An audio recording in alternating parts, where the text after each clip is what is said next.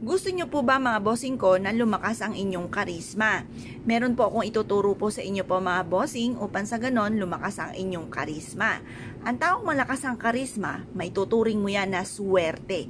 Bakit kamo? Kapag malakas ang inyong karisma, lalo-lalo na kung ikaw ay merong negosyo, kayo po mga bossing ko ay maaaring ang magiging customer nyo pa ay gagaan ang kalooban sa inyo at maaaring magiging kaibigan nyo pa po ito hanggang sa maging suking nyo na po siya, magpapabalik-balik na po siya sa inyo pong negosyo. Kung kayo naman po mga bossing ko ay naghahanap ng trabaho at malakas ang inyong karisma, yan po mga bossing ko ay maaaring matanggap ka agad sa trabaho.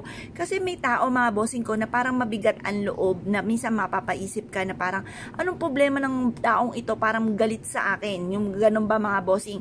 Tapos hindi ka na i-interviewin at ikaw ay pauuwi na at ang ibig sabihin nun, bagsak ka na.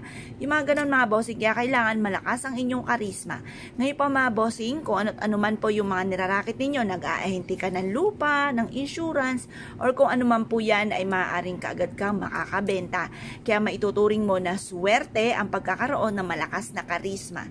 Ngayon pa mga bossing, kung hindi ka makatagpo ng forever at lagi kang naiiwang luhaan at ikaw po ay lagi na lamang pong naloloko mga bossing ko, or talagang kahit maganda kang babae pero parang walang dating ka sa mga kalalakihan ay walang nanliligaw sa inyo, yung mga ganong sitwasyon. Kaya mas mainam mga bossing ko na palakasin natin ang ating karisma. Ngayon pa mga bossing, kailangan lang natin na pinatuyo ng pulang rosas. Mas mainam ang pula. Pero okay din naman ang pink kasi ang pink ay for love and for happiness. Tapos ito naman pula, ito po ay for love and for happiness din ang rosas. At ito po yung nagtataboy yung pula ng kamalasan at nag-a-attract ng swerte. At ang asin naman, ang perpektong kombinasyon upang sa ganon, mas higit ka na maka-attract ng lakas ng karisma. Ang gagawin nyo lamang mga bossing, kumuha ka ng kaldero. Pwede magpakulo po kayo, pwede rin naman ibudbud nyo lang sa timbang tubig, pwede rin naman po yun. Pero mas maganda sana sa unang sabakan mga bossing ko, magpakulo ka muna sa isang stainless na kaldero. Kahit kalahati lamang pong tubig. O kung gusto nyo, punuin po nyo. Tapos kapag mainit na, saka nyo ilagay ang petals. Kahit gaano kadami ang petals, pwede po yan.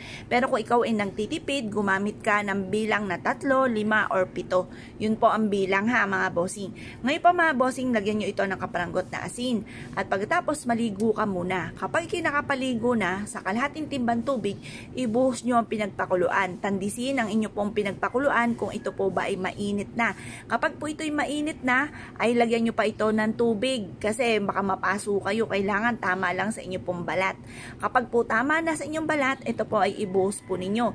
At unti-unti nyo, kada wish ng ng tabo ay 1 tabong tubig, mag-wish po kayo na tinatapo ko na lahat ang kamalasan ko.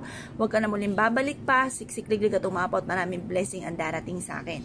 Maraming blessing ang darating sa inyo basta't may 100% kang paniniwala sa mga ganitong mga pamamaraan. Ngayon pa mga bossing, kung ikaw ay naniniwala at nais po itong gawin, huwag na kayong magpatumpik-tumpik pa. Makakatulong po ito upang sa ganon, mas higit kayo na maka-attract ng swerte at tagumpay sa buhay.